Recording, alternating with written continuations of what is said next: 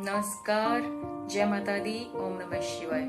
आप सबको नवरात्रों की ढेर सारी बधाई। हाल ही में मैंने किसी के मुंह से सुना कि हम नवरात्रों में कोई बिलीव नहीं करते, हम कोई व्रत वगैरह नहीं रखने वाले, कौन सी माता आके हमें बचा लेगी इन विपदाओं से। बहुत अच्छी बात है, मत रखिए व्रत। बहुत सारे भारतीय नहीं रखते हैं, आप नहीं रखेंगे क्या होगा। पर कभी आपने ये सोचा है कि इसके पीछे लॉजिक क्या है? देखिए, ये कुछ ऐसा ही है बोलना जैसे कि लोग ये बोल देते हैं कि हम एस्ट्रोलॉजी को नहीं मानते और ये नहीं जानते वो कि उसके पीछे लॉजिक क्या है। ठीक है, आज मैं इसी बारे में बात करने आई हूँ आपसे।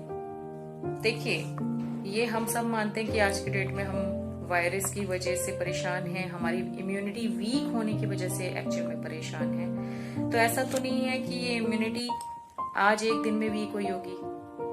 ये पिछले कई सालों से जब हमने अपने खाने के सिस्टम को, हमने जो हमें कुछ नियमों में बांधा गया, हमारे बड़े बुजुर्ग ऋषि मुनियों ने बांधा, उन्हें जब फॉलो नहीं किया तब जाके ये इम्यूनिटी वीक हुई है।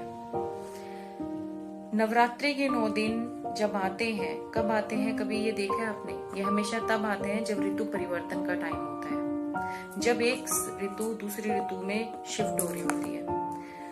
जब भी नेचर कुछ चेंज करती है, माने या ना माने, आपकी बॉडी पे भी उसका इफेक्ट होता है। जब सर्दी बढ़ती है तो आपको ठंड लगती है, गर्मी आती है तो आपको पसीना आता है। तो जब ये मर्ज हो रही होती है उस समय स्लो इफेक्ट्स होते हैं जो कि आपको नहीं पता चलते हैं। लाइक आपका डाइजेशन सिस्टम वीक होता है, आपका हेयर फॉल होता है, ये तो सभी को नोटिस होता है।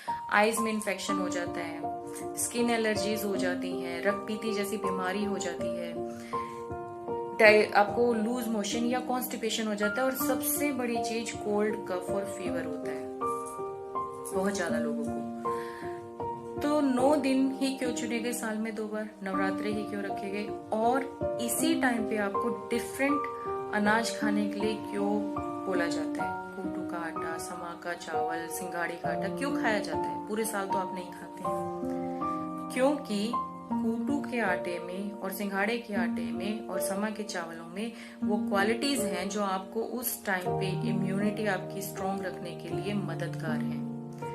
कूटू का आटा जिसकी तासीर गर्म होती है, सिंघाड़े का आटा जिसकी तासीर ठंडी होती है। कूटू के आटे को खाने से आपका बीपी जो है वो नॉर्मल रहता है। अब जिन लोगों को हाई बीपी या लो बीपी की प्रॉब्लम है वो इस चीज से इसको समझ पाएंगे। वेट लॉस में फायदा देता है, साथ ही आपके हेयर फॉल में प्रोटेक्शन देता है।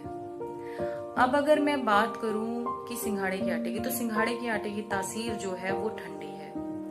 जो मैंने बोला बीमारी, रक्तपीति जैसी बीमारी से प्रोटेक्शन दिलाता है सिंघाड़े का आटा। जिनको स्किन एलर्जीज होती हैं उनके लिए बहुत अच्छा है। साथ में जिनको बवासीर यानी कि पाइल्स की बीमारी हो, या फिशर जो स्टार्टिंग होता है पाइल्स का, उसकी बीमारी हो, तो उनके लिए भी कूटू का आटा अमृत समान है, उनके लिए बहुत फायदेमंद है। प्रेग्नेंट लेडीज के लिए सिंघाड़े का आटा बहुत फायदेमंद है हर तरीके से। अब बात एस्थमेटिक जो लोग होते हैं, जिनको खांसी, जुकाम या एस्थमा है, उनके लिए भी सिंघाड़े का आटा एकदम से अमृत जैसा है।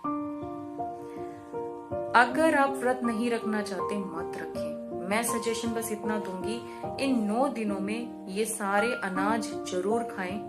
कूटू का आटा जरूर खाएं, सिंघाड़े का आटे की बर्फी बना के खाएं, दही लें, फ्रूट्स लें, साथ में ये सारी चौलाई के लड्डू खाएं। ये सारी अनाज केवल इन 9 दिनों में खाने से आप अपनी इम्यूनिटी स्ट्रॉन्ग कर लेंगे।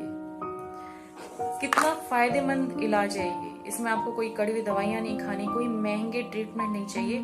बट अगर आप सिस्टम से चलें, अब एक एग्जांपल अगर मैं आप लोगों को देना चाहूं तो पलाश के फूल होते हैं, साल में एक बार खिलते हैं। आप लोग जरूर देखते होंगे सड़क पे लाल लाल बड़े बड़े फूल पेड़ पे लगे हुए हैं, और वो साल में एक बार लगते हैं। कब लगते हैं? जब होली आने वाली होती है। होली के टाइम पे skin allergies, eyes infection, hair fall, ये सब होता है। और उसी टाइम पे नेचर आपको ये गिफ्ट देती है कि अगर आप पलाश के फूलों के पानी से नहाएं तो ये सारी चीजों से बच सकते हैं। बट आज के टाइम पे हम बेवकूफी क्या कर रहे हैं, हम कलर से होली खेलते हैं बट उन फूलों का महत्व नहीं जानते। ऐसे ही नेचर ने बहुत सारे गिफ्ट दिए हैं जिनमें ये अनाज भी हैं। मैं आप सबसे रिक्वेस्ट करूंगी कि ये जरूर इन 9 दिनों में ये अनाज खाएं और अपने आप को सेहतमंद रखें।